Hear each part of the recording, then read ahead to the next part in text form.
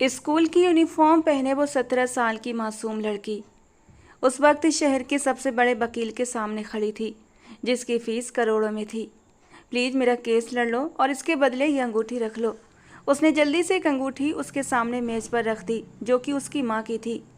जयराज मिश्रा मुस्कुरा दिया। ये तो एक मामूली सी अंगूठी है और मेरी फ़ीस तो 1 करोड़ है। क्या तुम इतने पैसे दे सकती हो? राशि मायूस हो गई। तुम पर एक एहसान करता हूँ। मैं तुम्हारा केस लड़ने के लिए तैयार हूँ, मगर इसके लिए तुम्हें मुझसे 1 महीने तक। राशि, चलो आओ, मैं तुम्हें तुम्हारे घर छोड़ाता हूँ। स्कूल से छुट्टी का वक्त हो गया है। कहीं ऐसा ना हो कि तुम्हारे पापा को इस बात के बारे में खबर हो जाए कि तुम स्कूल में होने की बजाय इस वक्त जयराज मिश्रा के घर पर मौजूद हो। जयराज ने कलाई पर बंधी हुई घड़ी पर नज़र डालते हुए राशि को बोला, तो उसके चेहरे की जलती हुई जोत अचानक ही बुझ गई।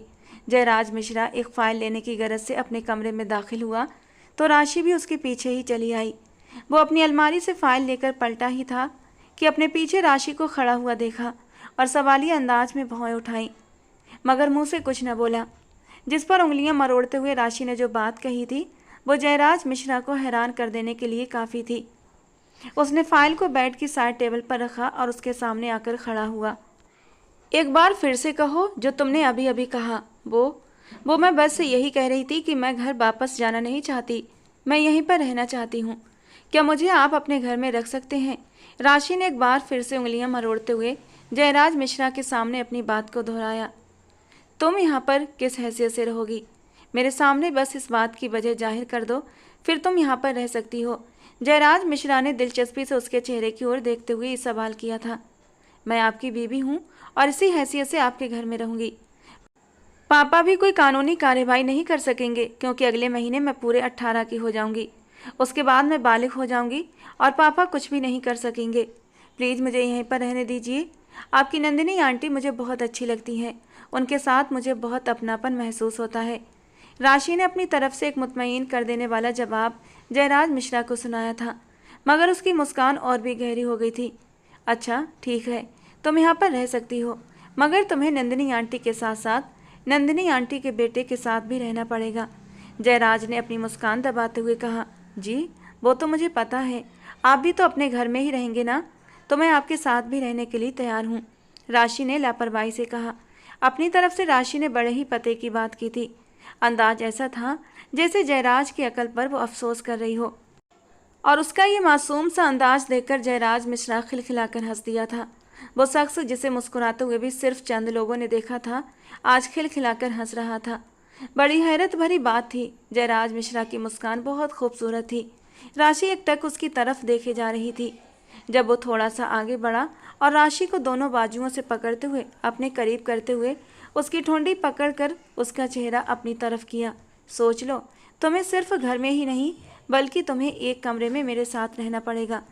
मैं दिन में काम पर जाऊंगा, तुम नंदिनी आंटी के साथ जितना मर्जी वक्त गुजार लेना, लेकिन जब शाम को वापस आऊँगा तुम्हें मेरे साथ रहना पड़ेगा। पूरी रात तुम मेरे साथ बेड पर सोगी और पत्नी बनकर मेरे साथ रहोगी। जो तो पत्नी के जो भी फ़र्ज हैं वो पूरे करने पड़ेंगे। जानती हो ना पत्नी के क्या क्या फ़र्ज होते हैं अपने पति के प्रति? पति थका हारा जब घर वापस आता है तो पत्नी का फ़र्ज होता है अपने पति को खुश करे। खुश करने का मतलब समझती हो ना? बोलो, कर सकोगी अपने पति को रात में खुश? अब मुझे बताओ, अगर तुम्हें मंजूर है तो तुम मेरे घर में आराम से रह सकती हो। जयराज उस नाजुक सी खूबसूरत सी लड़की को सर से पांव तक देखता है। वो सिर्फ इसलिए इस घर में रहना चाहती थी क्योंकि नंदिनी आंटी से उसका लगाव बहुत गहरा हो चुका था, लेकिन उसके वहमो गुमान में भी ये बात नहीं थी कि नंदिनी आंटी के साथ साथ उसे हट्टे कट्टे जयराज मिश्रा के साथ भी रहना पड़ेगा। उसे भी झेलना पड़ेगा जो कि रिश्ते में उसका पति था, और ये रिश्ता भी ऐसे हालातों में जुड़ा था कि राशि इस रिश्ते के लिए अभी तक स्वीकारने के लिए तैयार नहीं थी। जयराज की बात सुनकर राशि की सिट्टी पिट्टी गुम हो गई थी। उसने जल्दी से पीछे होते हुए जयराज का हाथ अपने चेहरे से हटाया और कहने लगी, अच्छा चलें, मुझे स्कूल के बाहर छोड़ दें, देर हो रही है। अगर लेट हो गई तो पापा को पता चल जाएगा। वो बुरी तरह से घबराई हुई सी लग रही थी, और उसे यूँ बौखलाते देखकर जयराज मिश्रा का उसे वापस भेजने का मकसद पूरा हो चुका था। उसके लबों पर एक हल्की हल्की सी मुस्कान आई थी और वो राशि से दूर हट गया था। वो नहीं चाहता था कि राशि उसकी नज़रों के सामने ज़्यादा देर तक रहे। एक जायज रिश्ता था उसका राशि के साथ और वो इस रिश्ते की नाजुकता को समझता था, भले राशि नहीं समझती थी। अगर जज्बात में भरकर उसके हाथों कुछ उल्टा सीधा हो जाता तो वो जिंदगी भर खुद से नजरें नहीं मिला पाता। और राशि की कमसिन जवानी ऐसी थी कि वो खुद को संभालने में परेशान हो जाता था। उसके जज्बात बेकाबू होकर शोर मचाने लगते थे और इसीलिए वो चाहता था कि राशि अपने घर वापस चली जाए। मगर अब जयराज मिश्रा का दिल और ही दिशा में धड़कने लगा था। अब उसका दिल कर रहा था कि वाकई में राशि अब इसी घर में रह जाए और वो उसकी बाहों में सोए। वो अपने पूरे दिन की थकान उसे अपने सीने में समेटकर उसकी खुशबुओं को अपने अंदर उतारते हुए दूर कर दे। उसका मासूम सा चेहरा उसे अपनी तरफ बुरी तरह अट्रैक्ट कर रहा था। दिल पर कड़े पहरे बिठाते हुए वो पलटा और फिर कमरे का दरवाज़ा पार कर गया। अगर वो यहाँ पर कुछ देर और रहा तो राशि के मासूम से चेहरे में खोते हुए कोई ऐसी हरकत कर बैठता कि राशि बुरी तरह डर जाती और वो उसे खौफजदा करना नहीं चाहता था। जयराज मिश्रा कमरे से बाहर निकल गया तो राशि ने अपने तेज तेज धड़कते हुए दिल पर हाथ रखा था। उसकी हालत अजीब सी हो रही थी। उसका दिल इतनी जोर से धड़क रहा था, ऐसा लगता था जैसे अभी अभी पसलियां तोड़कर बाहर आ जाएगा। चेहरा अलग गर्म हो रहा था। उसने दोनों हाथों से अपना चेहरा थपथपाया और जल्दी से जयराज के पीछे भाग गई। हर तरफ अजीब सी गहमा गहमी थी, लोगों का रश लगा हुआ था। भीड़ इतनी थी कि वो मुश्किल से चंद कदम ही चल पाती थी कि उसका सांस फूल जाता था। गर्मी और पसीने से उसका वजूद सराबोर हो रहा था। सर पर बंधी हुई पोनी ढीली हो गई थी और उसमें से बहुत सारे बाल निकलकर उसके चेहरे और गर्दन पर चिपक गए थे। वो पहली बार इस तरह किसी अनजान जगह पर अकेली आई थी और अब बहुत ज़्यादा घबरा रही थी। खौफ उसके चेहरे पर साफ दिखाई दे रहा था। खूबसूरत चेहरे के नक्शों में डर की वजह से जर्दी सी घुल रही थी। उसका रंग बिल्कुल उड़ा हुआ था। अगर किसी ने मुझे यहाँ पर देख लिया और पापा को बता दिया तो पापा तो मुझे जान से ही मार डालेंगे। मुझे किसी की नज़र में आए बिना जल्दी जल्दी ये काम करके वापस स्कूल पहुँचना होगा। राशि बड़बड़ाने के अंदाज में लोगों की भीड़ में धक्के खाती हुई आगे बढ़ती जा रही थी और आखिर वो अदालत के एक तरफ बने हुए एक कमरे के बिल्कुल सामने खड़ी हुई थी। वो चाहती थी कि अपना केस लड़ने के लिए किसी बेहतरीन वकील को हायर करे जो हर सूरत में उसका केस जीत सके। इस लॉ फर्म के वकीलों का एक रिकॉर्ड रहा था जो आज तक कोई भी केस नहीं हारे थे। वो चाहती थी यहाँ से भी उसे सबसे बेहतरीन वकील मिल जाए। भगवान का नाम लेते हुए वो लॉ फर्म के अंदर दाखिल हो गई थी। चौकीदार ने भी उसे रोकने की कोशिश नहीं की थी। वो उंगलियां चटकाते हुए आगे की तरफ बढ़ती जा रही थी और फिर रिसेप्शन पर मौजूद लड़की से पूछा कि इस लॉ फर्म का जो बेस्ट वकील है मुझे उससे मिलना है। लड़की ने सर से पांव तक उसका गौर से जायजा लिया और फिर एक वकील का कार्ड उसके हाथ में थमा दिया। सुनहरी और काले रंग के कार्ड को मुट्ठी में दबाए वो धीरे से आगे बढ़ गई। उसने वकीलों के केबिन के बाहर खड़े होकर लॉ फर्म के उस कार्ड पर लिखा हुआ नाम पढ़ा था, जयराज मिश्रा। धीरे से पढ़ते हुए वो केबिन्स के बाहर लगी हुई छोटी छोटी उन नामों की प्लेट्स को देखती जा रही थी और फिर एक केबिन के सामने उसके कदम थम गए। सामने ही सुनहरे शब्दों में लिखा हुआ था, एडवोकेट जयराज मिश्रा, नजर आ रहा था साफ साफ। वो शीशे के दरवाजे पर दस्तक देती हुई केबिन के अंदर दाखिल हो जाती है। जयराज मिश्रा जो फाइलों में बुरी तरह उलझा हुआ था, उसने चौंक सर उठाया और अपने सामने खड़ी उस नाजुक सी लड़की को देखा जो मुश्किल से 17 या 18 साल की थी। स्कूल यूनिफॉर्म में थी। चेहरे पर पसीने के मारे बाल चिपके हुए थे जिन्हें बार बार वो रुमाल से साफ कर रही थी। धूप में चलकर आने की वजह से उसका चेहरा लाल हो रहा था। आंखें भी हल्की गुलाबी हो रही थीं। नाजुक सा वजूद हल्के हल्के काँप रहा था। स्कूल बैग को अपने सीने में ऐसे दबोचा था जैसे किसी सहारे को ढूंढ रही हो। जयराज मिश्रा को अपने केबिन में इस छोटी सी लड़की को देखकर बेहद गुस्सा आया था। क्या वो ऐसे कामों के लिए फ्री था कि छोटे छोटे बच्चों को डील करता? वो गुस्से में अभी उसे अपने केबिन से बाहर निकालने ही वाला था कि कुछ सोचते हुए वो रुक गया था। लड़की के चेहरे पर बहुत ज़्यादा उलझन और डर के भाव थे। पता नहीं क्यों उसे उस लड़की की हालत पर तरस आ गया और ख़ुद को कंट्रोल करते हुए बोला, जी बोलिए, मैं आपकी क्या मदद कर सकता हूँ? जयराज मिश्रा ने बहुत ठहरे हुए लहजे में कहा था। उसका शुरू से यही उसूल रहा था कि वो अपने किसी भी क्लाइंट से सख्ती से बात नहीं करता था, भले वो क्लाइंट झूठा हो या सच्चा, अमीर हो या गरीब। वो बहुत नरमी और ठहरे हुए लहजे में अपने क्लाइंट से बात करता था और अगर उसे सही लगता तो उसका केस हैंडल कर लेता, वरना नरमी से माफ़ी मांग लेता। लोग उसे मुंह मांगी कीमत देने के लिए हमेशा तैयार रहते थे, क्योंकि सब लोग ये बात अच्छी तरह जानते थे कि ये केस जयराज मिश्रा के हाथों में चला गया है तो इस केस के 100% जीतने के चांस हैं। हालांकि जयराज मिश्रा अपने जानने वालों में बहुत ज़्यादा अक्खड़ मिजाज और मगरूर मशहूर था। वो किसी को भी खातिर में नहीं लाता था। वो देश के सबसे महंगे वकीलों में से एक था, जिसकी फीस करोड़ों में थी। सामने खड़ी छोटी सी लड़की किसी भी बात से परिचित नहीं थी। वो तो बस इस शहर के बेस्ट वकील से अपना केस लड़वाना चाहती थी, ताकि जीत हर सूरत में उसका मुकद्दर बने। वो मैं एक केस के सिलसिले में आपके पास आई हूँ, क्या आप मेरा केस लड़ेंगे? राशि ने उंगलियां मरोड़ते हुए धीरे से कहा था, जिस पर जयराज मिश्रा ने एक भौं उठाकर उसकी ओर सवालिया अंदाज में देखा था। ये छोटी सी लड़की किस पर केस करना चाहती थी? क्या तुम जानती हो कि मेरा शुमार मुल्क के नामवर वकीलों में होता है और मेरी फीस कितनी है? जयराज मिश्रा के सवाल पर राशि ने नाम में सर हिलाते हुए कहा, नहीं, मैं नहीं जानती आपकी फ़ीस कितनी है, मगर आप चिंता न करें, मैं आपकी सारी फ़ीस दे दूंगी। उसकी बड़ी बड़ी काली आंखें एकदम ही खुशी के एहसास से चमकने लगी थीं। जैसे सामने बैठे आदमी ने उससे केस के बारे में बात कर ली तो उसे लगा कि वकील करना कितना आसान काम है।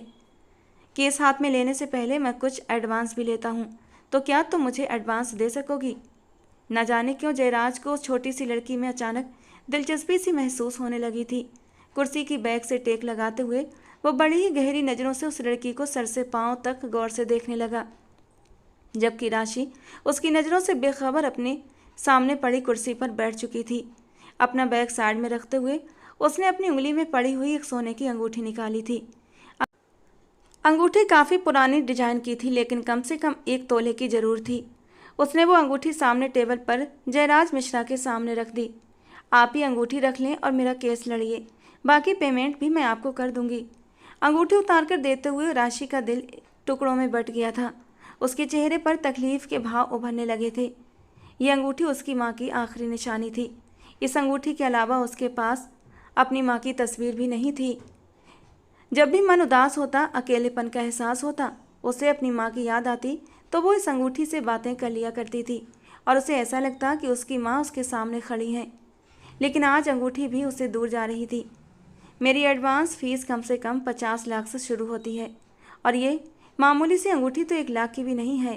कहते हुए वकील जयराज मिश्रा ने अंगूठी की तरफ देखा तो उसके चेहरे के हाव भाव एकदम से बदल गए थे। वो जो इनकार करके उस लड़की को अपने केबिन से जाने का कहने वाला था, एकदम से चौंक उठा था। कांपती उंगलियों से उसने वो अंगूठी धीरे से उठाई थी और जैसे कुछ याद करने लगा। अंगूठी को मुट्ठी में दबाते हुए उसने अपने दिल की धड़कनों को संभाला था और धीरे से बोला, मुझे बताओ, तुम्हें किस पर केस करना है और कौन सी परेशानी तुम्हें यहाँ तक लेकर आई है? ये अंगूठी जो तुम मुझे फीस के बदले देना चाहती हो, ये किसकी है? तुम्हें कहाँ से मिली? जयराज मिश्रा के सवाल पर राशि उसे विस्तार से सारी बात बताने लगी। जैसे जैसे राशि अपने केस के बारे में जयराज मिश्रा को बताती जा रही थी, उसके चेहरे का रंग बिल्कुल ही बदलता जा रहा था। वो बिल्कुल ही शौक के आलम में था। अपनी पूरी ज़िंदगी जिसे तलाशते हुए उसने गुजार दी थी, वो एक दिन इस तरह से पूरी हो जाएगी उसने कभी ख्वाबों में भी नहीं सोचा था। उसने राशि का केस लड़ने के लिए हामी भर ली और कहने लगा, ठीक है, मैं तुम्हारा केस लड़ लूँगा, लेकिन मुझे ये अंगूठी नहीं चाहिए। अपना केस मुझसे लड़वाने के लिए तुम्हें मेरी एक शर्त माननी पड़ेगी। अगर तुम मेरी शर्त मानने के लिए तैयार हो तो ठीक है, मैं तुम्हारा केस लड़ूंगा और उसे जीतूंगा भी। जयराज मिश्रा की बात पर राशि दिल ही दिल में बहुत खुश हुई और कहने लगी, जी मुझे बताइए, मुझे क्या करना होगा? मैं आपकी सारी शर्तें मानने के लिए तैयार हूँ। माँ की अंगूठी भी बच जाती और वो केस भी लड़ लेती। इससे बड़ी बात राशि के लिए और क्या हो सकती थी कि एक ऐसा वकील जो करोड़ों में फीस लेता था, वो उसका केस सिर्फ एक काम करवाने के बदले लड़ने पर तैयार हो गया था। राशि ने जल्दी से इकरार में सर हिलाया था, जिस पर जयराज मिश्रा गहरा सा मुस्कुरा दिया। मैं जो काम तुमसे कहने जा रहा हूँ, ये काम आसान हरगिज़ भी नहीं है। जो शर्त मैं तुम्हारे सामने रखूँगा, सोच समझकर मुझे इस बात का जवाब देना। इस बारे में एक बार फिर से सोच लो। ये बात सोचकर जयराज मिश्रा धीरे से मुस्कुरा दिया था कि उसकी ज़िंदगी की सबसे बड़ी बेचैनी आज दूर होने वाली थी। मैं हर मुश्किल से मुश्किल काम करने के लिए तैयार हूँ सर, बस आप मेरा केस लड़ लें और इसे जीत कर दिखाएं। नाजुक और मासूम सी राशि में न जाने इतनी हिम्मत कहाँ से आ गई थी कि उसने इतनी बड़ी बात कर डाली। और फिर जयराज मिश्रा ने जो काम उसे बताया, उसकी जान निकालने के लिए काफ़ी था। वो हैरत से मुंह खोले बड़ी बड़ी आंखों को फैलाकर एकटक जयराज मिश्रा की ओर देखे जा रही थी, जो बेहद हैंडसम था, मगर उम्र में उससे कम 11-12 साल बड़ा होगा। उसे यूं खामोश देखकर जयराज के होठों से एक पल के लिए मुस्कान गायब हुई थी। तो बोलो, तुम्हें मेरी शर्त मंजूर है या नहीं? सिर्फ 1 महीने की बात है, उसके बाद तुम आज़ाद हो जाओगी। ये शादी सिर्फ नाम के लिए होगी, हमारे बीच पति पत्नी वाली कोई भी बात नहीं होगी। और राशि हैरत से मुंह खोले जयराज को सुन रही थी और फिर अपने दिमाग के घोड़े दौड़ाने लगी। सौदा बुरा नहीं था। ये कौन सा मुझे सारी ज़िंदगी के लिए ये काम करना था? सिर्फ 1 महीने की ही तो बात है। मुझे इस काम के लिए हामी भर लेनी चाहिए। दिल ने जज्बातीपन के तमाम रिकॉर्ड तोड़ते हुए फौरन हामी भरी थी, मगर दिमाग ने इस बात को करने के लिए इनकार कर दिया और राशि को यहाँ से खिसकने के लिए कहा था। मगर राशि को इस वक्त सिर्फ और सिर्फ अपना केस दिखाई दे रहा था, जो उसे हर हाल में जीतना था। उसके हाँ कहने पर जयराज की मुस्कान गहरी हुई थी। दिल में एक सुकून सा उतर गया था। राशि ने बिना कुछ कहे जल्दी से मेज पर पड़ी हुई अंगूठी उठाई और जयराज के केबिन से बाहर निकल गई। उसका दिल जोर जोर से धड़क रहा था। जिंदगी में पहली बार किसी ऐसी सूरत हाल से उसका सामना हुआ था। इससे पहले तो वो घर के करीबी पार्क तक में अकेली नहीं गई थी। आज ही वो पहली बार जिंदगी में बाहर आई थी और आज ही उसे ये जालिम दुनिया ने अपना नया रूप दिखा दिया था। वो बहुत मुश्किल से स्कूल के गेट तक पहुंची थी। स्कूल की छुट्टी का वक्त हो चुका था और ड्राइवर उसे लेने के लिए बाहर मौजूद था। वो बिना कोई दूसरा शब्द कहे फौरन जाकर गाड़ी में बैठ गई और ड्राइवर ने गाड़ी आगे बढ़ा दी। मगर राशि का दिल ये सोच सोच कर ही पसलियाँ तोड़कर बाहर आने को बेताब था कि अगर पापा को पता चल गया कि वो स्कूल से कहीं और गई थी तो उसका क्या हश्र करेंगे। किसी को पता नहीं चलेगा कि मैं कहाँ गई थी। मैं टाइम से वापस आ गई हूँ और ड्राइवर अंकल को भी कुछ पता नहीं चला। वो दिल ही दिल में खुद को तसल्ली दे रही थी। राशि के जाने के बाद जयराज धीरे से मुस्कुराया था। तमाम काम छोड़कर उसने कुर्सी की पीठ से टेक लगाई और आंखें मूंद लीं। घनी मूंछों तले मौजूद लबों पर अभी भी मुस्कान बिखरी हुई थी। आज सुबह ही वो भगवान के चरणों में जैसे करुणा से भरकर उसने अपनी सारी प्रार्थनाएं रख दी थीं और आज ही उसकी सभी प्रार्थनाएं स्वीकार भी हो गई थीं। भले राशि यहाँ से भाग गई थी, मगर वो जानता था वो जल्दी ही दोबारा उसके पास वापस आएगी। वो इस कदर डरी हुई थी, उसके अंदाज से साफ जाहिर था कि वो पहली बार घर से बाहर निकली है और उस तक पहुंची है। पहली बार उसने अपना मसला किसी से बयान किया है। अब उसके अलावा किसी पर भरोसा नहीं कर पाएगी और ख़ुद वापस लौट कर आएगी। उसने गाड़ी की चाबी उठाई और घर की तरफ रवाना हो गया। अब उसे कोई और काम करने का मन नहीं हो रहा था। फिर घर के लोगों को भी तो ये बात बतानी थी कि अब उसकी तलाश का अंत होने वाला है। उसने अब से 12 साल पहले जिस काम को पूरा करने की जिम्मेदारी उठाई थी, उसके पूरा होने का अब वक्त आ चुका था। उसकी बरसों की मेहनत अपना रंग दिखाने वाली थी। जयराज जब घर पहुंचा तो घर का माहौल कुछ हटकर था। उसने परेशानी से सीढ़ियों की तरफ कदम बढ़ाया और फौरन नंदिनी बुआ के कमरे में पहुंचा, जहां पर सभी लोग परेशानी से अपना सिर थाम कर बैठे हुए थे, जबकि बुआ निढाल से सामने बिस्तर पर पड़ी हुई थी। जयराज जल्दी से बिस्तर की ओर बढ़ा था और नंदिनी बुआ के दोनों हाथ थाम लिए। क्या हुआ, आपकी तबीयत तो ठीक है? नंदिनी जी का चेहरा बिल्कुल जर्द हो रहा था। उन्होंने धीरे से हाँ में सर हिला दिया, मगर उनकी हालत देखकर ही जयराज समझ गया था कि आज फिर से तारीख ने खुद को दोहराया है। नंदिनी बुआ की आंख का एक आंसू भी जयराज के दिल पर गिरता था, जिन्होंने उसे ममता का सुकून दिया था। उनकी गोद में ही खेल कूद कर वो बड़ा हुआ था। कभी अपने किसी सगे रिश्ते को उसने महसूस ही नहीं किया था, लेकिन नंदिनी बुआ उसके लिए कुछ भी नहीं थी। सगे खून का रिश्ता नहीं था उनसे, लेकिन फिर भी ममता की छाँव उसे नंदिनी बुआ से ही मिली थी। शायद जयराज के माता पिता ने अपनी ज़िंदगी में बहुत अच्छे कर्म किए थे कि जिसका सिला उन्हें इस तरह मिला कि उनका जयराज अनाथ होने के बावजूद भी अनाथ नहीं रहा था। उसे बहुत अच्छी फैमिली का प्यार और सपोर्ट मिला था, जिसके बलबूते पर ही वो आज शहर का जाना माना वकील था और वो अपने चाहने वालों की आंखों में आंसू और उन्हें तकलीफ में कैसे देख सकता था। नंदिनी बुआ का दुख उसे अपना दुख महसूस होता था। उसने बचपन में ही ठान लिया था कि नंदिनी बुआ की हर तकलीफ को दूर कर देगा। उसने नंदिनी जी के पास बैठकर उनके माथे पर अपने लब रखे और कहने लगा, बुआ जी, मैंने आपसे वादा किया था ना कि मैं आपकी हर तकलीफ़ ख़त्म कर दूंगा, तो अपने जयराज पर भरोसा रखें। बस उसे थोड़ा सा टाइम दें, लेकिन प्लीज़ ख़ुद को इस तरह से मत थकाएं और तकलीफ़ मत दिया करें। हम सब भी आपकी ज़िंदगी का हिस्सा हैं और आपको तकलीफ़ में देखकर हम सब तकलीफ़ महसूस करते हैं। क्या आपको मुझ पर यकीन नहीं रहा? क्या आपको लगता है कि मेरा वादा बस पुराना हो गया है, तो मैं इस बारे में भूल गया हूँ? बुआ की आंखों से आंसू बहने लगे तो उनके चेहरे पर बेबसी साफ दिखाई दे रही थी। जयराज ने दादाजी की ओर देखा तो उन्होंने भी दुख भरी नज़रों से सिर को झुका लिया था और अपने आंसू छुपाने की कोशिश करने लगे। अपने प्यारों को इस तरह तकलीफ में देखकर जयराज के जबड़े भींच गए थे और उसे महसूस हो रहा था, मगर वो जानता था कि अब तकलीफ़ का वक्त बहुत कम रह गया है। वो जल्दी ही इन सबकी तकलीफ़ों को दूर कर देगा, मगर फ़िलहाल के लिए उनकी किस्मत में इंतज़ार लिख गया था, जो उन्हें सब्र और शुक्र के साथ करना था। क्या आपने कुछ खाया भी है या नहीं? अभी तक मेरा इंतज़ार कर रही थी कि मैं आऊँ और आपको कुछ खिलाऊँ। जयराज ने बात का रुख बदल दिया था। दादाजी ने नाम में सिर हिलाते हुए जयराज को बताया कि नंदिनी ने रात से कुछ भी नहीं खाया है। दादाजी की बात सुनकर जयराज बुआ से नाराज़ होने लगा और कहने लगा, कोई बात नहीं, आज मैं आपको अपने हाथों से खाना खिलाऊंगा।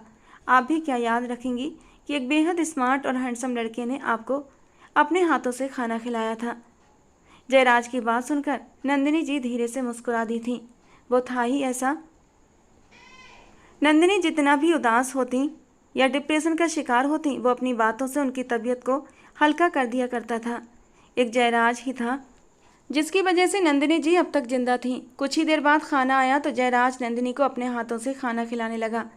नंदिनी भी अपने हाथों से निवाले बना बना कर जयराज के मुंह में डाल रही थी।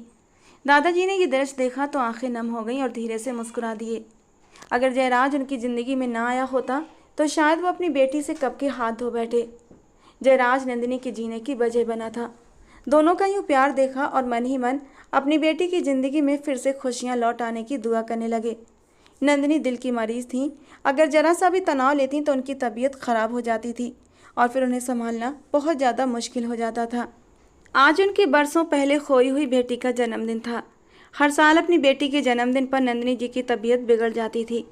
वो हर वक्त अपनी बेटी को याद करती, मगर किसी तरह दिल को संभाले रहती थी। लेकिन जब भी कोई खुशी का त्यौहार आता तो वो अपने आंसुओं को रोक नहीं पाती और डिप्रेशन में घिर जाती थी। उधर राशि घर पहुंच चुकी थी, मगर उसका दिल बहुत तेज़ी से धड़क रहा था। आज पहली बार वो किसी अनजान जगह पर गई थी। हालांकि वो समय पर स्कूल के सामने पहुंच गई थी और घर भी वापस आ चुकी थी। किसी ने उसे नहीं देखा था, मगर फिर भी उसके दिल में एक चोर था और इसीलिए वो डर रही थी। हवेली का दरवाज़ा पार करते हुए राशि की टांगें बाकायदा काँप रही थीं। आज उसने बहुत बड़ी हिम्मत की थी, मगर जिस चीज़ से सारी जिंदगी राशि दूर रही थी, उसे पाने की लगन इतनी ज़्यादा थी कि उसे हर खतरे को उठाना मंजूर हो गया था। अभी कुछ दिन पहले ही उसे अपनी ज़िंदगी का एक बहुत बड़ा सच पता चल गया था और अब उसे उस सच की हर हाल में तह तक जाना था। राशि जो डरकर और मन में ये ठान कर लौटी थी कि दोबारा कभी भी घर से बाहर नहीं जाएगी, वही राशि अगले ही दिन फिर से जाने का मन बना चुकी थी और अगले ही दिन वो एक बार फिर से जयराज मिश्रा के सामने खड़ी थी। मुझे आपकी शर्त मंजूर है सर, लेकिन आप मुझसे वादा कीजिए कि आप इस केस को लड़कर जीत कर दिखाएंगे और इसके साथ ही मेरा जो काम है उसे पूरा करने में मेरी मदद करेंगे। मैं अपनी ज़िंदगी को सिर्फ इस केस की वजह से दांव पर लगा रही हूँ। जयराज ने सराहती निगाहों से राशि की ओर देखा था। अभी कल ही वो एक डरी सहमी और मासूम सी लड़की लग रही थी, मगर आज वो जिस हिम्मत से उसके सामने खड़ी हुई थी और बहादुरी से बात कर रही थी, जयराज को उस पर गर्व हुआ था। लेकिन अगले ही पल राशि ने जो बात कही थी, जयराज का मन हुआ अपना सर पीट ले। वो जितना अभी समझदारी से बातें कर रही थी, उतना ही अब उसके अंदाज में एक बचपना उतर आया था और जयराज को गहराई से एहसास हो चुका था कि अभी तक उसके अंदर बचपना कूट कूट कर भरा हुआ था। जब राशि ने कहा था, देखिए 1 महीने के लिए आप मुझसे शादी तो कर लेंगे, लेकिन आप मुझे बिल्कुल भी मत छूना। मैंने सुना है जब पति अपनी पत्नी को छूता है तो बच्चा हो जाता है, और अगर बच्चा हो गया तो सबको पता चल जाएगा। यानी उसकी नज़र में बच्चा होना इतनी आसान बात थी। जयराज को हंसी आई थी। जयराज ने राशि के सामने यही शर्त रखी थी कि अगर वो उससे 1 महीने के लिए विवाह करने को तैयार हो जाए तो वो उसका केस बिना किसी फीस के लड़ेगा और जीत कर भी दिखाएगा। कल तो राशि ये शर्त सुनते ही वहाँ से भाग गई थी, मगर आज वो उसके सामने मौजूद थी और उसकी शर्त को मानने का फैसला भी कर चुकी थी। ठीक है, मुझे तुम्हारी शर्त मंजूर है, लेकिन जब एक कमरे में अकेले रहेंगे तो थोड़े बहुत जज्बात तो परेशान करेंगे ना, और फिर जज्बातों के हाथों मजबूर होकर मैं बस थोड़ा सा तुम्हें करीब करके इस दिल को सुकून दे दूं तो ये कोई बुरी बात तो नहीं होगी ना। वो आंखों में ढेर सारी शरारत लिए उसे तंग करते हुए बोला था और राशि का चेहरा शर्म से लाल हुआ था। दिल जोरों से धड़क उठा था। डर और घबराहट के मारे हाथों की हथेलियों में नमी उतर आई थी। सामने बैठा वो भरपूर पर्सनालिटी का मर्द उसे एक पल में ही डरा चुका था। उसका जी चाहा इनकार कर दे, क्योंकि उसकी आंखों में अभी से जज्बात के रंग चमकने लगे थे। शादी के बाद वो उसे कैसे संभालेगी। उसकी क्लास फेलो टीना ने उसे यही तो बताया था कि जब शादी होती है तो पति पत्नी एक दूसरे के बेहद करीब आते हैं, इतना करीब कि हवा भी दोनों के बीच से पास नहीं होती है, और तब बच्चा पैदा होता है। और ये सोचते ही मासूम सी राशि का दिल सीने के अंदर फड़फड़ाने लगा था, लेकिन खुद को संभालते हुए बोली, लेकिन उसके बाद बच्चा हो गया तो। वो धड़कते दिल के साथ बोलती जा रही थी, उस हद तक नहीं जाऊंगा कि बच्चा हो जाए। बच्चे की प्रोसेस के लिए तो बहुत सारे स्टेप फॉलो करने पड़ते हैं। बस मैं तुम्हारे साथ पहला स्टेप ही फॉलो करूंगा, उसके बाद तुमसे दूर हट जाऊंगा। वो आंखों में चाहत समेट कर उस नाजुक सी लड़की को देख रहा था। उसका दिल बिना सोचे समझे उसकी ओर खींचने लगा था। हालांकि दिमाग ने समझाया, अपने कदम रोक लो, वो तुमसे बहुत छोटी है, लेकिन दिल जिद्दी था, नहीं माना। जब किसी से इश्क होता है तो वो न उम्र का लिहाज करता है और न जात पात का। जयराज के साथ भी यही हुआ था। उसे उससे पहले ही नज़र की मोहब्बत हुई थी, वो भी अपने से 12 साल छोटी लड़की से। चलो ठीक है, फिर अभी अभी कोर्ट मैरिज कर लेते हैं और मैं तुम्हारे केस पर काम करना शुरू कर देता हूँ। उसकी बात सुनकर राशि ने हामी में सिर हिलाया था। उसे उम्मीद नहीं थी जयराज इतनी जल्दी विवाह की बात कर देगा, मगर कल या परसों उसे विवाह तो करना ही था, तो फिर आज ही क्यों नहीं। राशि ने हामी सर हिलाते हुए अपने चेहरे को दुपट्टे से ढांप लिया और जयराज के साथ चल दी। कोर्ट थोड़ी ही दूर पर था, जहाँ जाकर राशि और जयराज ने विवाह कर लिया। राशि के पूरे 18 होने में 2 महीने बाकी थे। कोर्ट मैरिज करने में कुछ दिक्कतें आई थी, लेकिन जयराज ने सब कुछ हैंडल कर लिया था। विवाह के बाद जयराज ने सवालिया निगाहों से राशि की ओर देखा था, जबकि वो भी आंखों में सवाल लिए उसकी ओर देख रही थी। दोनों का एक ही सवाल था, अब आगे क्या करना है। स्कूल की छुट्टी होने में अभी काफ़ी वक्त था, इसीलिए वो उसे अकेला नहीं छोड़ सकता था। उसने राशि को अपनी कार में बैठने का इशारा किया और राशि चुपचाप उसकी गाड़ी में जाकर बैठ गई, मगर उसका दिल बुरी तरह घबरा रहा था। न जाने ये उसे कहाँ लेकर जा रहा था, मगर राशि का दिल कहता था कि इस इंसान पर भरोसा किया जा सकता है।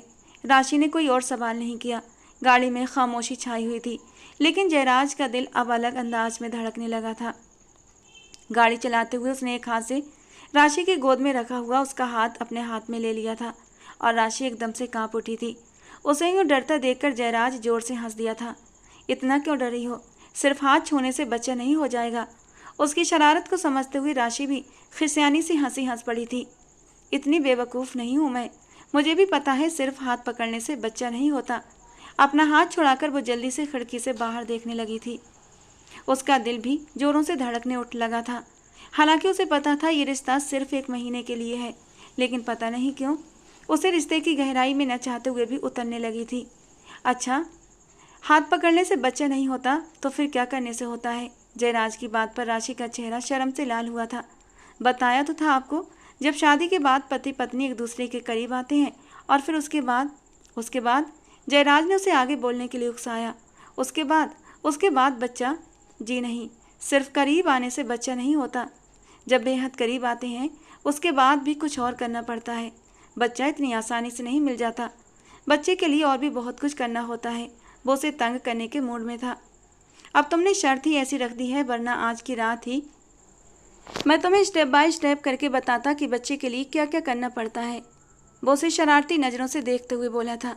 खबरदार, जो आपने अपना वादा तोड़ने की कोशिश की। पता नहीं क्यों राशि को उसके इरादे खतरनाक लगे थे। जयराज कभी अपने वादों से पीछे नहीं हटा है, डोंट वरी। उसने अपना सारा ध्यान ड्राइविंग पर लगाया था और राशि ने एक सुकून का सांस लिया था। जब गाड़ी एक बड़े से बंगले के सामने रुकी तो राशि ने चौंक कर सिर उठाकर जयराज की ओर देखा था। वो आंखों ही आंखों में उसे तसल्ली देता हुआ गाड़ी से बाहर निकला और उसकी तरफ का दरवाज़ा खोलकर उसे भी बाहर आने को कहा और उसे लेकर बंगले के अंदर दाखिल हो गया। राशि का दिल तेजी से धड़कने लगा था। शायद अब शादी के बाद की रस्म यानी वो सुहागरात भी करने वाला था और राशि इसके लिए मानसिक रूप से बिल्कुल भी तैयार नहीं थी। मगर अब वो खुद को जाल में फंसा चुकी थी। इन्हीं ख्यालों में राशि का दिल बैठा जा रहा था। राशि घर के अंदर दाखिल हुई तो नौकरों ने गर्दन घुमा घुमा कर उसकी ओर देखा था। घर में नौकरों की मौजूदगी को महसूस करके राशि को कुछ राहत मिली।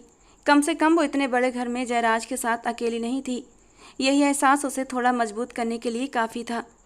जयराज ने सीढ़ियों की तरफ कदम बढ़ाते हुए उसे भी अपने पीछे आने का इशारा किया था। वो धीमे कदमों से उसके पीछे एक तरफ चलने लगी। वो उसे लेकर एक बड़े से कमरे में दाखिल हुआ था। राशि एक बार फिर से घबरा गई थी, क्योंकि जितने भी नौकर थे वो तो सब नीचे थे। ऊपर का हिस्सा बिल्कुल खाली था। यहाँ कोई भी आवाज़ नहीं आ रही थी। राशि कमरे में दाखिल हुई तो बुरी तरह से चौंकी। एक औरत बिस्तर पर लेटी हुई थी, जबकि एक बूढ़ा इंसान उसके सामने बैठा हुआ था। बुआ जी, ये देखिए, मैं किसे अपने साथ लाया हूँ। जयराज की आवाज़ पर बिस्तर पर लेटी औरत ने आंखें खोली थी और उठकर बैठ गई।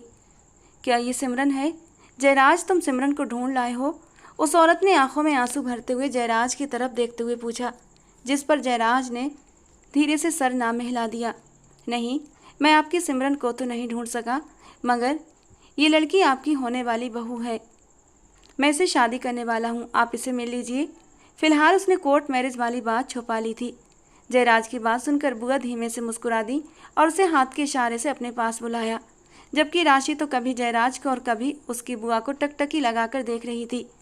ये इंसान कितनी आसानी से कह रहा था कि वो उससे शादी करने वाला है। किसी बाहर की लड़की को उठाकर उनके सामने लाकर खड़ा कर दिया और जवाब में उसके घर वालों ने उसे डांटने या कुछ कहने की बजाय मुस्कुरा कर देखा था, और साथ ही राशि को भी अपने पास आने का इशारा किया। अजीब बात है, और अगर मैंने कभी अपने पापा को ये बात बता दी होती कि मैंने बाहर शादी करनी है या मैंने बाहर शादी कर ली है, तो वो मुझे जान से मार देने में देर नहीं लगाएंगे। भले ही वो मुझसे बहुत प्यार करते हैं, मगर मेरी ऐसी बात सुनकर तो वो मेरी जान ले लेंगे। राशि ने सोचते हुए सिहरन महसूस की, जबकि बुआ कब से इंतजार भरी नज़रों से उसकी तरफ देख रही थी कि वो उनके पास आए। जयराज ने उसका कंधा हिलाते हुए उसे बुआ की तरफ ध्यान दिलाया तो सोचों को झटकते हुए वो धीरे से बुआ के पास जाकर बैठ गई और उन्हें धीरे से नमस्ते किया। फिर आगे बढ़कर उनके गले लग गई। एक सुकून सा था जो इन दोनों के वजूद में उतर गया था। राशि कितनी ही देर तक उन्हें गले लगाकर आंखें मूंदे खड़ी रही। जयराज ने ही खखार कर दोनों को उनकी पोजीशन का एहसास दिलाया तो नंदिनी बुआ जल्दी से पीछे हटी। असल में बुआ जी की अपनी बेटियों से बहुत दूर है, इसीलिए बुआ किसी भी लड़की को देखकर भावुक हो जाती हैं। जयराज ने दोनों को उस जज्बाती माहौल से बाहर निकालने के लिए हल्के फुल्के अंदाज में कहा, ये मेरे दादाजी हैं। जयराज ने बैठे हुए दादाजी की तरफ इशारा किया, जो कब से चुपचाप उनकी तरफ देख रहे थे। राशि उठकर दादाजी के पास गई और सिर झुकाकर उनके पैर छुए। कुछ देर बुआ के पास बैठकर बातें की। तभी जयराज ने घड़ी की ओर देखते हुए कहा, राशि आ जाओ, अब काफ़ी देर हो गई है, घर चलते हैं। बुआ के साथ बैठकर बातें करते हुए उसे समय का पता ही नहीं चला था। उनकी नरम नरम सी प्यार भरी बातें राशि के दिल में उतरती जा रही थीं। न जाने कैसी अजीब सी खींच थी कि राशि का दिल कर रहा था कि वो बुआ के गले से लगी रहे और कभी यहाँ से उठकर न जाए, मगर वो बुआ के सामने कुछ नहीं कह सकती थी, क्योंकि जयराज ने उन्हें अपने कोर्ट मैरिज के बारे में नहीं बताया था, सिर्फ शादी का इरादा जाहिर किया था। वो चुपचाप उठकर कमरे से बाहर निकल आई, मगर फिर उसके दिल में ख्याल आया, क्यों ना हमेशा के लिए यहीं रह जाए। पापा उसे कभी नहीं ढूंढ पाएंगे, वो कभी घर से बाहर ही नहीं जाएगी, और अगर गई भी तो उसका जयराज से विवाह हो चुका है। बाबा कोई कानूनी कार्रवाई भी नहीं कर सकेंगे। वो अपनी ज़िंदगी के सारे मकसद पल भर में ही भुला चुकी थी। बस यही चाहती थी कि जयराज की बुआ के पास रह जाए। इस बारे में जब राशि ने जयराज से बात की तो उसने बहुत खूबसूरती से बात को टाल दिया, और राशि जो यहाँ रहने की जिद करने वाली थी खुद ही जल्दी से उसे घर चलने को कहने लगी, जिस पर जयराज ने उसे अपनी गाड़ी में बिठाया, चुपचाप स्कूल के बाहर छोड़ दिया, जहाँ से कुछ समय बाद ड्राइवर राशि को लेने आ गया और वो अपने घर चली गई। अपने ऑफिस में आकर राशि के बारे में सोचते हुए न जाने कितनी देर तक जयराज मुस्कुराता रहा। फिर उसकी मुस्कान एकदम से गंभीरता में बदल गई। अब उसे गंभीरता के साथ उन तमाम बातों पर ध्यान देना था जो राशि उसे बता कर गई थी, और ये देखना था कि केस में कौन कौन सी बातें छुपी हुई हैं। राशि उन्हीं बातों को लेकर परेशान थी। वो अब अपनी बुआ को और तकलीफ नहीं देना चाहता था। न चाहते हुए भी जयराज का दिमाग नंदिनी के अतीत में जाकर अटक गया। नंदिनी यूनिवर्सिटी में पढ़ती थी जब उन्हें एक गरीब से लड़के से प्रेम हो गया था। उस लड़के का नाम उमेश कुमार था। सादे कपड़े पहनता था, जूते भी आम से होते थे, मगर उसकी खूबसूरती आम नहीं थी। वो बहुत खूबसूरत था, जैसे किसी राज्य का राजकुमार हो। नंदिनी उसके चेहरे और उसकी मासूमियत पर अपना दिल हार बैठी। भले ही उस लड़के के हुलिये से गरीबी झलकती थी, मगर नंदिनी को वो हर हाल में कबूल था। जब नंदिनी ने उमेश से अपने प्यार का इजहार किया तो शुरू में तो उसने इस बात को टालने की कोशिश की थी, मगर नंदिनी की लगातार चाहत और लगन के आगे उसे झुकना पड़ा। नंदिनी खुद भी बहुत सुंदर, समझदार और सुलझी हुई लड़की थी। उसकी लगन और सच्चाई देखकर उमेश भी उससे प्यार करने लगा, मगर उसे अपने हालातों को लेकर हिचकिचाहट थी। वो बहुत गरीब था, जबकि नंदिनी एक अच्छे खासे संपन्न परिवार से थी। उमेश ने नंदिनी को साफ साफ बताया था कि इस दुनिया में उसका कोई नहीं है, वो बिल्कुल अकेला है। वो दो पार्ट टाइम नौकरियां करके अपनी पढ़ाई और अपनी ज़रूरतें पूरी करता है। वो पढ़ाई में होशियार था और ऊंची शिक्षा प्राप्त कर रहा था। जब पढ़ाई पूरी होगी तो एक अच्छी कंपनी में नौकरी मिल जाएगी और उसका जीवन स्तर एकदम से सुधर जाएगा। मगर वो नंदिनी को आज की तारीख में एक शानदार जीवन नहीं दे सकता था। उसने ये सब कुछ नंदिनी के सामने स्पष्ट रूप से रख दिया था, जिस पर नंदिनी को कोई भी आपत्ति नहीं थी। उसने कहा था कि वो हर हाल में उमेश कुमार के साथ जीवन बिता सकती है। और जब नंदिनी ने अपने पिता को उमेश कुमार के बारे में अपनी पसंद का बताया तो सागर जी एकदम से भड़क उठे थे। उन्होंने नंदिनी का रिश्ता किसी ऊंचे और प्रतिष्ठित परिवार में करने का मन बना रखा था। उनके कई दोस्त अपने बेटों के लिए नंदिनी का रिश्ता मांग रहे थे और फिर उन्होंने अपने एक दोस्त के घर रिश्ता तय करने का लगभग सोच भी लिया था। नंदिनी ने अपने पापा को मनाने की बहुत कोशिश की, मगर वो किसी भी तरह नहीं माने। तो फिर नंदिनी ने उमेश कुमार के साथ कोर्ट मैरिज कर ली और उनके घर चली गई। यूनिवर्सिटी से भी सागर जी उमेश कुमार के बारे में कोई ठोस जानकारी नहीं निकाल सके। उसका कोई स्थायी ठिकाना नहीं था। वो अपनी बेटी को लेकर बहुत परेशान रहने लगे, मगर इसका जिक्र किसी से नहीं कर सकते थे। इसीलिए अपने जानने वालों और रिश्तेदारों में ये बात फैला दी कि उनकी बेटी उच्च शिक्षा के लिए लंदन चली गई है और खुद गुप्त रूप से अपनी बेटी की तलाश में जुट गए। 3 साल बाद उनकी ये तलाश पूरी हुई थी, मगर नंदिनी जिस हाल में उन्हें मिली थी उसे देखकर उनकी आत्मा तक कांप उठी थी। वो नंदिनी को बचाकर अपने घर ले आए और फिर उसके बाद कभी भी उसे घर से बाहर नहीं जाने दिया। सागर जी ने नंदिनी से कई बार बहुत आग्रह किया कि वो कोई दूसरा विवाह कर ले, मगर वो किसी भी सूरत में राजी नहीं हुई थी। उसके होठों पर बस अपनी बेटी सिमरन का नाम रहता था। उमेश कुमार को ढूंढने की बहुत कोशिश की गई, मगर वे कहीं नहीं मिले। वक्त धीरे धीरे बीतता गया और नंदिनी की जिंदगी के इस किस्से पर धूल जमती चली गई, मगर वो हमेशा के लिए उमेश कुमार के साथ बिताए गए उन 3 सालों में बंद होकर रह गई थी।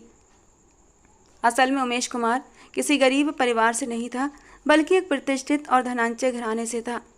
उनका परिवार शहर के चंद गिने चुने सम्मानित घरानों में से एक था, मगर उन्हें अपनी अलग पहचान बनाने का जुनून था। वो खानदानी दौलत के सहारे अपनी पहचान नहीं बनाना चाहते थे, बल्कि अपने दम पर दुनिया में अपना मकाम हासिल करना चाहते थे। इसी बात पर उनका अपने पिता से काफ़ी मतभेद हुआ था। जब ये टकराव हद से बढ़ने लगा तो वो बिना बताए घर छोड़कर दूसरे शहर एक यूनिवर्सिटी में पढ़ाई करने चले गए। साथ ही साथ पार्ट टाइम नौकरियां करके अपना खर्च चलाने लगे। इसी दौरान उन्हें नंदिनी से प्रेम हो गया। अपनी उसी गुमनाम सी जिंदगी में उन्होंने नंदिनी को भी शामिल कर लिया था। शादी के 1.5 साल बाद उनकी ज़िंदगी में सिमरन आई तो दोनों की खुशी का कोई ठिकाना नहीं था। नंदिनी ने भी अपने माता पिता और घर को हमेशा के लिए उमेश कुमार के लिए छोड़ दिया था, जबकि उमेश ने अपना नाम कमाने के लिए घर बार, अपने माता पिता सब कुछ छोड़ दिया था। मगर दोनों में ये फ़र्क था कि नंदिनी के बारे में उमेश कुमार सब कुछ जानते थे, जबकि उमेश ने अपनी सच्चाई कभी भी नंदिनी को नहीं बताई थी। उमेश कुमार के पिता उन्हें ढूंढते रहे और फिर एक दिन उन्हें उमेश की खबर लग ही गई। वे उसके घर पहुंचे। उन्हें सारी जानकारी मिल चुकी थी कि उसने एक लड़की से विवाह कर लिया है और उनकी एक बेटी भी है। उन्होंने गुस्से में आकर घर को आग लगवा दी और अपनी पोती सिमरन को वहां से बचा लिया। उमेश कुमार जब अपने घर लौटे तो सब राख में बदल चुका था। उन्हें यह बताया गया कि उनकी पत्नी आग में जलकर मर गई है, जबकि उनकी बेटी पड़ोसियों के पास थी, इसलिए उनकी बेटी बच चुकी है। ये कहानी भी उमेश के पिता ने ही गढ़ी थी और जिन पड़ोसियों को सिमरन को सौंपा गया था उन्हें इसके बदले अच्छा खासा पैसा भी दिया गया था। उमेश कुमार के पास इतने संसाधन नहीं थे कि वो इन सब बातों की तह तक जा पाते। तकलीफ भरे दिन गुजरने लगे थे। जब एक दिन उनके पिता खुद उनसे मिलने आए, उन्होंने उमेश के सामने ये जाहिर किया कि वे पहली बार उसके पते पर पहुंचे हैं। इस तरह टूटे हुए उमेश कुमार को उनके पिता अपने साथ हवेली ले आए। सिमरन भी उनके साथ थी। अब वो भी हवेली में रहने लगी थी। नंदिनी की मौत के बदले उमेश कुमार उनके पिता को वापस मिल गए थे। उन्हें अपने बेटे की तकलीफ बहुत भारी लगी थी, मगर भी ये सोचकर सब्र कर गए कि अगर नंदिनी जिंदा रहती और उमेश कुमार की ज़िंदगी में बनी रहती तो उमेश कभी भी वापस हवेली ना आते। नंदिनी उस घर में जलकर नहीं मरी थी, बल्कि उसी दिन उनके पिता सागर जी भी अपनी बेटी की याद में तड़पते हुए उस जगह पर पहुंच गए थे। जब जलते हुए घर में घुसने की कोशिश हो रही थी तभी उन्होंने नंदिनी को उठा लिया था और बहुत समझाने बुझाने के बाद अपने साथ ले गए। जब नंदिनी कुछ दिन बाद फिर से उस जगह पर वापस गई तो उन्हें यही बताया गया कि उनकी बेटी और पति जिंदा हैं। नंदिनी ने उमेश कुमार को ढूंढने की बहुत कोशिश की, लेकिन उन्हें उमेश कहीं नहीं मिले। उनके पास न उमेश की असली पहचान थी और न ही उनके परिवार का कोई पता जिससे वो उन्हें खोज पाती। इसलिए वो रो धोकर चुप हो गईं और इसी उम्मीद में दिन काटने लगीं कि शायद किसी दिन उमेश वापस लौट आए और उन्हें उनकी बेटी लौटा दें और ख़ुद भी उनकी ज़िंदगी का हिस्सा बन जाए। मगर ऐसा कुछ नहीं हुआ। इस हादसे को अभी 6 महीने भी नहीं गुजरे थे कि सागर जी जरूरी काम से दूसरे शहर जा रहे थे। उनका ड्राइवर धनराज गाड़ी चला रहा था। उस वक्त उनकी पत्नी और उनका बच्चा जयराज भी धनराज के साथ था, क्योंकि धनराज अपनी पत्नी को उसके मायके छोड़ना चाहते थे, जो कि रास्ते में ही पड़ता था। लेकिन उससे पहले ही गाड़ी का बहुत बड़ा एक्सीडेंट हुआ था। भगवान की करनी कुछ ऐसी हुई थी कि एक्सीडेंट में सागर जी और नन्हा जयराज बच गए थे। धनराज और उनकी पत्नी मौके पर ही दम तोड़ चुके थे। सागर जी ने नन्हे जयराज को अपने सीने से लगा लिया और उसे अपनी बेटी नंदिनी की गोद में डाल दिया। अब उनके ड्राइवर का इकलौता बेटा जयराज नंदिनी की सारी ममता और प्यार का केंद्र बन गया। नंदिनी उसे ही अपनी ममता की प्यास की भावना भरने लगी। उन्हें अपनी बेटी सिमरन की बहुत याद आती थी, मगर वो उसे अभी तक ढूंढ नहीं पाई थी। फिर ये जिम्मेदारी उन्होंने जयराज को सौंप दी, जो अब जवान हो रहा था। नंदिनी जी हमेशा धनराज को भाई के जैसा मानती थी और उसकी औलाद को अपनी सगी औलाद की तरह पाला था। जयराज ने भी वादा किया था कि वो अपनी बुआ को उनकी बेटी से ज़रूर मिल पाएगा। वो अभी अपनी तलाश में ही था कि एक दिन राशि उसके सामने आकर खड़ी हो गई। जयराज शायद राशि को कभी न पहचान पाता अगर उसके पास नंदिनी जी की वही अंगूठी न देखता और उसके नए नक्श भी नंदिनी जी से न मिलते। उसे फौरन सारा मामला समझ आ गया था, मगर वो नहीं जानता था कि अपनी इस खोज के दौरान कोई रुकावट आए। राशि के ददियाल वालों को पता लगता तो वो कभी भी उसे उसकी माँ से मिलने नहीं देते, और इसीलिए जयराज ने एक पक्का काम किया था कि उसे अपने नाम कर लिया था। उसे नंदिनी जी के पास आने से कोई अब रोक नहीं सकता था। जयराज को अपनी तलाश के दौरान ये बात भी पता लग चुकी थी कि नंदिनी जी के घर में आग लगाई गई थी। वो न सिर्फ नंदिनी की बेटी को पाना चाहता था, बल्कि उस शख्स को भी ढूंढना चाहता था जिसने उनका घर जलवाया था। राशि को उसके घर की पुरानी नौकरानी ने ये बात बता दी थी कि उसकी माँ को उसके दादा ने जान से मारा था, और शायद इस साजिश में उसके पापा भी शामिल थे। जब उमेश कुमार के घर में आग लगी थी तब ये नौकरानी उमेश के पिता के साथ वहीं थी और सिमरन को आग से निकालकर अपने साथ यही लाई थी, जो अब राशि बन चुकी थी। उसे अपने गुनाह पर अब बेहद पछतावा था। उसने राशि को वो अंगूठी भी दे दी जो उसकी माँ की थी और नंदिनी के घर से उठाई गई थी। वो अंगूठी दरअसल सागर जी के परिवार की पारिवारिक निशानी थी। जयराज ने सागर जी की फैमिली का पुराना एल्बम देखा था, जिसमें सागर जी की पत्नी भी वैसे ही अंगूठी पहने हुए थी। इसके अलावा एक तस्वीर नंदिनी जी की भी थी, जो शायद यूनिवर्सिटी टाइम की थी। उस वक्त नंदिनी जी की उंगली में भी वही अंगूठी थी। अपराध बोध में जल रही नौकरानी को अब चैन नहीं था, इसलिए उसने राशि को न सिर्फ सच्चाई बता दी, बल्कि उसकी माँ की अंगूठी भी लौटा दी थी। अपनी माँ की दर्दनाक मौत की कहानी सुनकर राशि तड़प उठी थी, और इसीलिए वो जयराज के पास आई थी ताकि उसकी माँ के केस की जांच हो सके और उसकी माँ के हत्यारों को सजा मिले। राशि अपनी मरी हुई माँ के लिए इंसाफ चाहती थी, और इसी वजह से उसने जयराज से शादी करके अपनी पूरी जिंदगी तक दांव पर लगा दी। उमेश कुमार को राशि से बहुत प्यार था, लेकिन राशि उन्हें उतना ही डरती थी, क्योंकि वापस आने के बाद वो बेहद कठोर हो चुके थे और जैसे उनके पिता उन्हें बनाना चाहते थे वो वैसे ही बन चुके थे। जयराज ने केस की सारी फाइलें निकलवा ली थीं और एक एक चीज़ की तह तक जाकर जांच करने लगा। जब उसने राशि का पूरा बायोडेटा निकलवाया तो उमेश कुमार की तस्वीर उसके सामने आ गई और साथ ही उनके पारिवारिक संबंधों और असली पहचान का भी पता चल गया। जयराज का खून खौल उठा था। उन्होंने अपनी चंद दिनों की ऐशो आराम के लिए नंदिनी जी की पूरी जिंदगी के साथ खिलवाड़ किया था।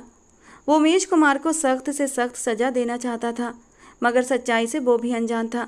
अगले दिन वो राशि के स्कूल के बाहर मौजूद था और जैसे ही ड्राइवर राशि को स्कूल के गेट पर उतार कर गया, उसने फ़ौरन राशि को अपने पास बुलवाया और अपने साथ अपने घर ले गया। आप मुझे कहाँ लेकर जा रहे हैं? रास्ते में राशि ने पूछा। जहाँ तुम्हारी असली जगह है। इस वक्त जयराज के चेहरे पर एक सख्ती छाई हुई थी। आज वो सारी सच्चाई सामने लाकर रख देना चाहता था, क्योंकि केस का एक एक सिरा अब उसके हाथ में था। गाड़ी रोकते ही उसने राशि का हाथ पकड़कर उसे गाड़ी से उतारा और सीधा उसे लेकर हवेली के अंदर दाखिल हो गया। सामने हॉल में सोफे पर नंदिनी जी बैठी हुई थी। उसने राशि को नंदिनी जी के सामने ले जाकर खड़ा कर दिया।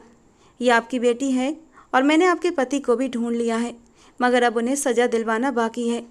उन्होंने आपसे झूठ बोला था। वो एक अमीर और बहुत ही प्रभावशाली ख़ानदान के बेटे थे। उन्होंने आपके अस्तित्व के साथ खेला और फिर आपको तन्हा छोड़ दिया तड़पने के लिए। मैं आपके पुराने केस को फिर से खुलवाऊंगा और उस इंसान से हर जर्रे का हिसाब लूँगा जिसने आपको इतने साल तक तकलीफ में रखा। जयराज ये सब कह रहा था तो राशि मुंह खोले उसकी ओर देख रही थी। नहीं, मेरे पापा ऐसे नहीं हैं। उन्होंने कभी किसी पर जुल्म नहीं किया। वो तो खुद भी बहुत ज़्यादा तकलीफ में रहते थे। उसने अपने पिता का बचाव करना चाहा तो जयराज ने उसे दोनों बाजुओं से पकड़ते हुए कहा, तुम्हारे पापा कैसे हैं और कैसे नहीं ये तो मैं साबित कर ही दूंगा, लेकिन अब तुम आज से यहीं इसी घर में रहोगी मेरी पत्नी की हैसियत से। जिस तरह मेरी बुआ तुम्हारे लिए इतने साल तक तड़पी हैं, तुम्हारा बाप भी अब वैसे ही तड़पेगा, और अभी तो उसे अदालतों के चक्कर भी लगाने हैं। तुम देखती जाओ मैं कैसे नंदिनी बुआ का बदला लेता हूँ उससे। इतना कहकर वो गुस्से में चला गया, जबकि नंदिनी जी ने राशि को सीने से लगाकर उसे बेतहाशा चूमना शुरू कर दिया। आज पूरे 16 साल के बाद उनकी बेटी उनके सामने खड़ी थी। आंखों से बेइंतहा आंसू बहने लगे। नंदिनी जी को ये रोते देखकर राशि की आंखों में भी आंसू आ गए थे। उसे रोता देखकर नंदिनी जी उसे ढांढस बंधाने लगी। राशि जिस तरह अपनी माँ के लिए सारी जिंदगी तड़पती रही थी, अब अपने पिता के लिए भी तड़प रही थी। जयराज का ध्यान अब पूरी तरह से केस पर था। उमेश कुमार पर केस बहुत मजबूत था। उनके पिता तो अब इस दुनिया में नहीं थे, मगर उमेश अपने पिता के किए की सज़ा भुगत रहे थे। अदालत में जब उनका सामना नंदिनी से हुआ तो हार की भावना के साथ वहीं जमीन पर बैठकर फूट फूट कर रोने लगे। हाथ जोड़ते हुए नंदिनी जी से माफ़ी मांगने लगे। मुझे लगा था कि तुम अब इस दुनिया में नहीं हो, इसीलिए मैं अपने बाप के साथ चला गया। मुझे नहीं पता था कि तुम जिंदा हो। अगर मुझे पता होता तो मैं पाताल से भी तुम्हें ढूंढ निकालता। मुझे माफ़ कर दो, मुझसे बहुत बड़ी गलती हो गई कि मैंने तुम्हें अपने परिवार के बारे में नहीं बताया। अगर बता देता तो शायद तुम वहाँ तक पहुँच जाती और हम इतने साल तक दूर नहीं रहते। उमेश कुमार जमीन पर बैठकर जोर जोर से रो रहे थे। जयराज सन्न खड़ा उन्हें देख रहा था। उनके हर शब्द में सच्चाई थी। राशि भी कोर्ट के कोने में बैठी चेहरा छुपाकर रो रही थी। इससे पहले कि नंदिनी उमेश कुमार तक पहुंचती, राशि पलक झपकते ही अपने पिता के पास पहुंची और उनके गले लगकर रोने लगी। पापा मुझे माफ़ कर दें, मैं भी आपको गुनहगार समझती थी, मगर इसमें मेरी कोई गलती नहीं थी। मुझे सब ये एक नौकरानी ने बताया था। उसी ने आपका नाम भी लिया था। ये सुनकर उमेश चौंक गए और राशि से पूछने लगे, नौकरानी ने क्या बताया तुम्हें? तब राशि ने अपने पिता को बताया कि कैसे उसके दादा ने उनके घर में आग लगवाई थी और वही नौकरानी भी इस साजिश में भी शामिल थी। उमेश कुमार बीते वक्त पर अब बुरी तरह पछता रहे थे, जबकि नंदिनी एक और बैठी लगातार आंसू बहा रही थी। तभी राशि ने अपने पिता का हाथ थामते हुए उन्हें उठाया और अपनी माँ का हाथ पकड़कर अदालत से बाहर निकल आई। दोनों को गाड़ी में बिठाया और ड्राइवर को घर ले जाने को कहा, जबकि जयराज केस की बाकी औपचारिकताएं पूरी करने में लग चुका था। यहाँ तो वो केस लड़ भी नहीं पाया था। केस डिसमिस करवाकर जब वो घर पहुँचा तो अपने घर वालों के चेहरे हंसते मुस्कुराते नजर आए। राशि नंदिनी और उमेश जी को उनके घर छोड़ आई थी ताकि वे दोनों एक दूसरे से दिल की बातें कर सकें, और ख़ुद जयराज के घर आ गई थी। भले ही उसकी अभी तक विधिवत विदाई नहीं हुई थी, मगर वो अपने माता पिता को अकेले में एक दूसरे के करीब आने का अवसर देना चाहती थी। यही बात जब उसने जयराज को बताई तो जयराज ने आगे बढ़कर उसके दोनों हाथ थाम लिए और मुस्कुराते हुए बोला, अच्छा जी, अंकल आंटी जी को तो एक दूसरे से दिल की बात करने का मौका दे आई हो, मगर मुझे ये मौका कब मिलेगा? राशि ने शर्माई हुई नज़रों से उसकी ओर देखा था। वो थोड़ा घबरा गई थी और अपने हाथ छुड़ाने की कोशिश करने लगी, मगर जयराज ने उसके हाथ मजबूती से थाम रखे थे। मैं भी कब से इस मौके का इंतजार कर रहा था कि तुम्हें अपना दिल खोलकर दिखा सकूं। मानता हूं उम्र में तुमसे काफ़ी बड़ा हूं, लेकिन वादा करता हूं तुम्हें हमेशा खुश रखूंगा, लेकिन फ़िलहाल अभी नहीं। दादाजी को लेकर मैं लंदन जा रहा हूं। डॉक्टर ने उन्हें 1 साल का कोर्स बताया है। दादाजी का पूरा इलाज कराकर मैं वापस आऊँगा और तब तुम्हें पूरे तरीके से अपनी दुल्हन बनाकर अपने घर लेकर आऊँगा। और उम्मीद करता हूँ तब तक तुम अच्छे से समझ जाओगी कि पति पत्नी का रिश्ता क्या होता है। सिर्फ छूने से बच्चा नहीं होता, उसके लिए बहुत कुछ। और राशि ने शर्माकर उसके होंठों पर उंगली रख दी थी। आप बहुत गंदे हैं, आप ऐसी बातें करते हैं तो मुझे शर्म आती है। शर्म से लाल चेहरा लिए वो खड़ी हो गई थी। अब मुझसे शर्माओगी? मैं तो तुम्हारा पति हूँ ना, कहते हुए जयराज ने राशि के चारों ओर अपनी बाहों का घेरा बना लिया था। राशि ने भी शर्माते हुए अपना सिर उसके सीने पर रख दिया था। जयराज राशि को नंदिनी जी और उमेश जी के पास छोड़कर सागर जी को लेकर लंदन चला गया था और जाते हुए राशि से वादा करके गया था कि मैं रोज़ तुम्हें वीडियो कॉल किया करूँगा। पहली बार राशि की आंखों में नमी चमकने लगी थी। जयराज के जाने से वो उदास थी। उसका मन कर रहा था जयराज के सीने से लिपटकर उसे रोक ले, उससे कहे मत जाओ मुझे छोड़कर, अब तुम्हारे बिना जीने का ख्याल भी मुझे उदास कर देता है। लेकिन कह न सकी, क्योंकि कहीं ना कहीं उसे भी लगता था कि अभी इतनी जल्दी इस रिश्ते की शुरुआत करना ठीक नहीं था। अभी तो उसे पढ़ना था, जिंदगी में आगे बढ़ना था, अपने पैरों पर खड़ा होना था, माँ बाप का प्यार हासिल करना था जिसके लिए वो बचपन से तरस रही थी। आंखों की नमी छुपाते हुए उसने जयराज को विदा किया था और फिर जयराज के जाने के बाद अपनी पढ़ाई में बिजी हो गई थी। दिन धीरे धीरे गुजरते जा रहे थे। 12th क्लास उसने बहुत अच्छे नंबरों से पास किया था और फिर उसने आगे एक बड़े कॉलेज में एडमिशन ले लिया था। अपनी पढ़ाई के साथ साथ जयराज का भी इंतजार करती थी। शुरू में जयराज ने उसे रोज़ वीडियो कॉल की थी, लेकिन फिर धीरे धीरे उसके कॉल्स आना बंद हो गए थे और वो समझ ना सकी कि ऐसा क्यों। धीरे धीरे जयराज को गए अब पूरे 3 साल बीत चुके थे और राशि पूरे 21 साल की हो चुकी थी। जयराज शायद उसे भूल चुका था। नाना जी से उसकी बात होती थी। उन्होंने ही बताया था कि जयराज यहीं पर एक केस के चक्कर में बुरी तरह उलझ चुका है। इसे फाइनल करने के बाद ही वो भारत वापस आएगा। और वो अपने आंसू पीकर रह गई थी। और फिर एक दिन वो वापस आ गया। वो सीधा राशि के कमरे में आया था। राशि, जिसे सोए हुए भी कुछ ही देर हुई थी, कमरे में किसी की आहट महसूस करके एकदम उठकर बैठी थी। सामने खड़े जयराज को देखकर उसने अपनी आंखें झपकीं, फिर एक गहरा सांस लेते हुए अपना सर पीछे तकिए पर गिरा दिया। क्यों मुझे तंग करते हो? जब हकीकत में नहीं आ सकते तो सपनों में आकर परेशान करने का क्या फ़ायदा है? वो सिसक उठी थी और जयराज को ऐसा लगा जैसे उसका दिल किसी ने मुट्ठी में खींच लिया हो। वो राशि के करीब बैठते हुए उसके आंसू पोंछने लगा। मैं आ गया हूँ राशि, सच में आ गया हूँ। ये कहते हुए जयराज ने उसकी आंखों के बहते आंसू अपने हाथों से साफ कर दिए थे। जयराज के हाथों की छुअन का एहसास राशि को हकीकत में खींच लाया था। वो सच में उसके सामने था और वो बेतहाशा उससे लिपट कर रो पड़ी। आप बहुत बुरे हैं, इतना समय लगा दिया वापस आने में। मैंने ऐसा सिर्फ तुम्हारे लिए किया राशि। मैं तुम्हारा बचपना, तुम्हारी मासूमियत तुमसे छीनना नहीं चाहता था। तुम्हारे बड़े होने का इंतजार कर रहा था, लेकिन अब दिल को और समझाना मेरे बस की बात नहीं थी और बस मैं चला आया अपनी जान के पास। लेकिन फ़ोन करना बंद क्यों कर दिए थे? इसलिए कि कहीं तुम्हारे मुंह में फंसकर मैं वापस ना आ जाऊं। ये कहकर उसने अपने गर्म होंठ राशि के माथे पर रख दिए थे और राशि उसके छुअन से अंदर तक जी उठी थी और उसकी बाहों में सिमट गई। मैंने आंटी जी से बात कर ली है, कल ही हमारी विदाई होगी। अब बस जुदाई के जो भी पल थे वो गुजर चुके हैं, हमारी ज़िंदगी से ख़त्म होने वाले हैं। ये कहकर वो हल्के से उसके गर्म होठों को छू गया था और राशि ने शर्माकर अपनी पलकें झुका ली थी। उसका जी चाह रहा था ये पल कभी ख़त्म ना हो, वो हमेशा यूं ही जयराज की बाहों में बैठी रहे। उसकी आंखों के बहते आंसू अपनी उंगलियों से जयराज ने साफ कर दिए थे और दोबारा से उसके नरम होठों पर एक शिद्दत से लिपट गया था। 3 सालों से खुद को संभाल कर रखा हुआ था, अब अपने सामने राशि को देखकर वो खुद पर काबू नहीं कर पाया था। वो बुरी तरह उसकी सांसों को पीने लगा। जब राशि ने उसके सीने पर अपनी छोटी छोटी मुट्ठियों से मुक्के मारना शुरू कर दिए थे और वो गहरी गहरी सांसें लेता हुआ उससे दूर हुआ था। क्या हुआ, इतना पैनिक क्यों हो रही हो? बिलीव मी, किस करने से बच्चा नहीं होगा यार, वो हंसते हुए बोला था और राशि ने शर्माकर उसके सीने में सर छुपा लिया था। मुझे पता है बच्ची नहीं हूँ मैं। और जयराज खिलखिलाकर हंस पड़ा था। तुम बड़ी हो जाओ, इसीलिए तो तुम्हें इतना टाइम दिया था। आई होप अब तुम सब कुछ समझ चुकी हो और मुझे सुहागरात में किसी तरह की कोई मुश्किल पेश नहीं आएगी। और राशि शर्म से लाल हुई थी। बहुत ही धूमधाम से राशि और जयराज की शादी हुई थी। नंदिनी जी, उमेश जी ने अपने सारे अरमान पूरे किए थे। सागर जी ने भी कोई कमी नहीं छोड़ी थी। दोनों एक दूसरे को पाकर जैसे पूरे हो चुके थे। सदियों की प्यास जो एक दूसरे की संगत में ही बुझनी थी। जयराज राशि का हाथ थामे अपने कमरे की ओर बढ़ रहा था और दुल्हन बनी राशि अपने दिल की धड़कनों को संभालते हुए अपनी नई जिंदगी की शुरुआत की ओर कदम बढ़ा चुकी थी, जहां एक खूबसूरत नया सवेरा उसका इंतजार कर रहा था। दोस्तों, कहानी कैसी लगी कमेंट बॉक्स में ज़रूर बताना। पसंद आई हो तो प्लीज़ लाइक करना। रोज़ एक नई और रोमांटिक कहानी के लिए हमारे चैनल से जुड़े रहना। मिलते हैं अगली कहानी में।